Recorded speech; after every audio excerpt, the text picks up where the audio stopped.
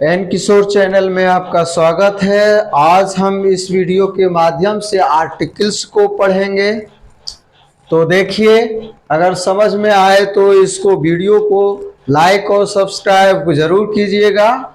अगर समझ में ना आए तो कमेंट कीजिएगा। हम फिर से दोबारा दूसरा वीडियो आसान तरीका और देखेंगे और बनाएंगे। तो देखिए, बिना समय गंवाए आर्टिकल्स एन और द को आर्टिकल्स कहा जाता है। आर्टिकल्स किसको कहते हैं? तो ए एन और द को आर्टिकल्स कहा जाता है।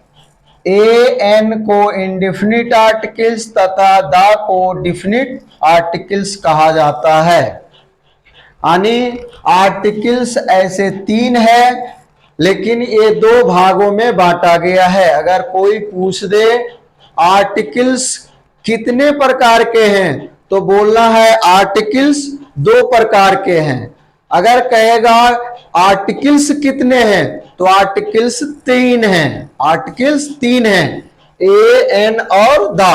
और आर्टिकल्स कितने प्रकार के हैं, तो आर्टिकल्स दो प्रकार के हैं। कौन कौन? इंडेफिनिट आर्टिकल्स तथा डेफिनिट आर्टिकल्स। इंडेफिनिट का हिंदी होता है अनिश्चित, और डेफिनिट का हिंदी होता है निश्चित। यानी अनिश्चितता का बोध हो तो उसके पहले ए या एन का प्रयोग करेंगे। अगर निश्चितता का यानी निश्चित का बोध हो तो दा का प्रयोग करेंगे।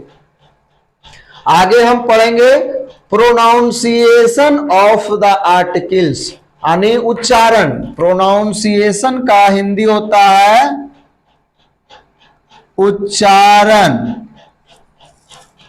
यानी आर्टिकल्स का उच्चारण पढ़ेंगे। तो इधर आर्टिकल्स है, इधर वीक फॉर्म्स है, इधर स्ट्रॉन्ग फॉर्म्स है।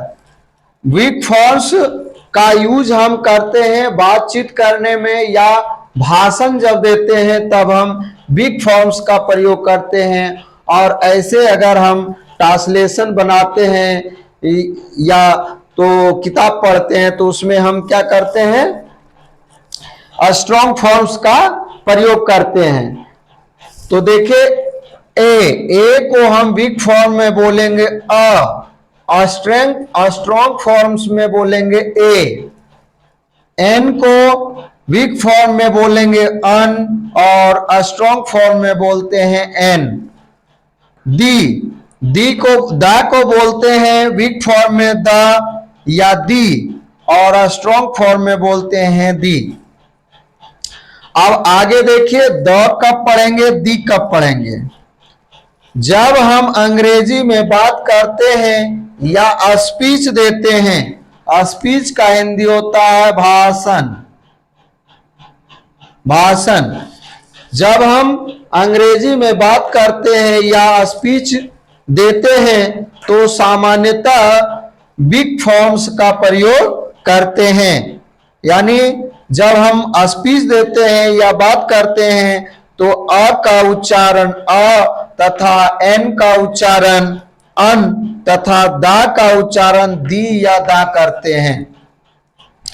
दी वोवेल साउंड के पहले तथा द कॉन्सोनेंट साउंड्स के पहले। जब वोवेल आ जाए, क्या आ जाए? वोवेल साउंड, वोवेल नहीं, वोवेल वर्ड होता है ये लेटर, वोवेल लेटर,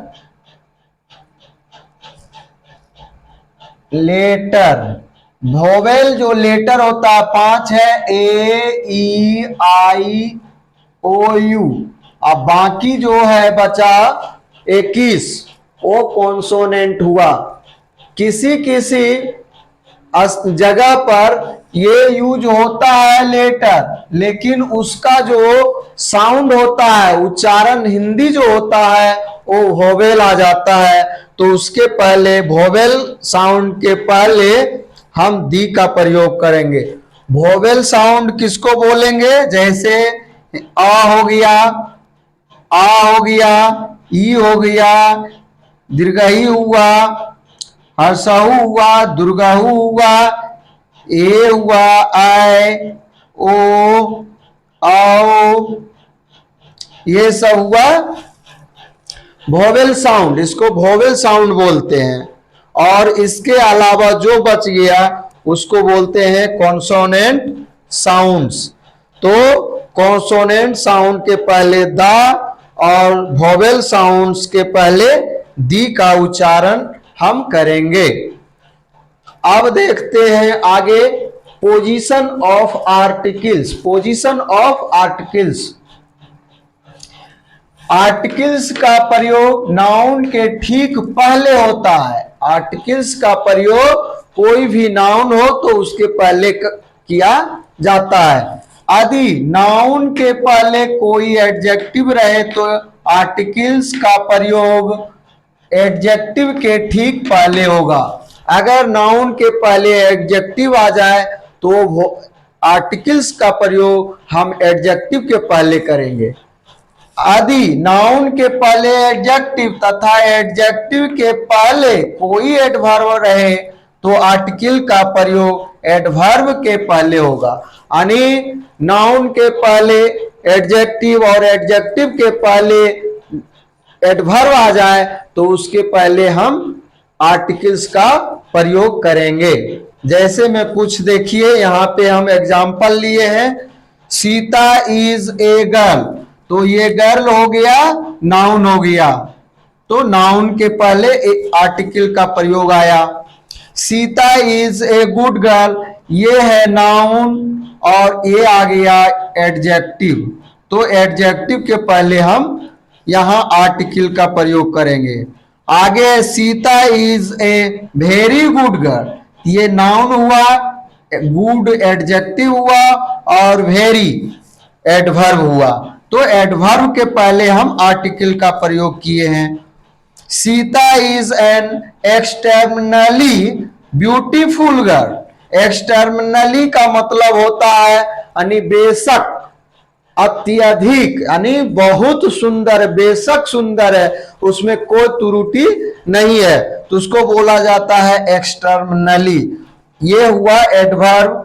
इधर देखिए, गर्ल हो गया नाउन, ब्यूटीफुल हो गया एडजेक्टिव और एक्सटर्नली हो गया एडवर्ब। तो एडवर्ब के पहले एन का प्रयोग हुआ। एक्सटर्नली, एक्स हो गया तो एक्स कैसे लिखते हैं, ए से शुरू होगा, तो यहां साउंड आ गया मेरा वोवेल, तो वोवेल आ गया तो एन का प्रयोग होगा।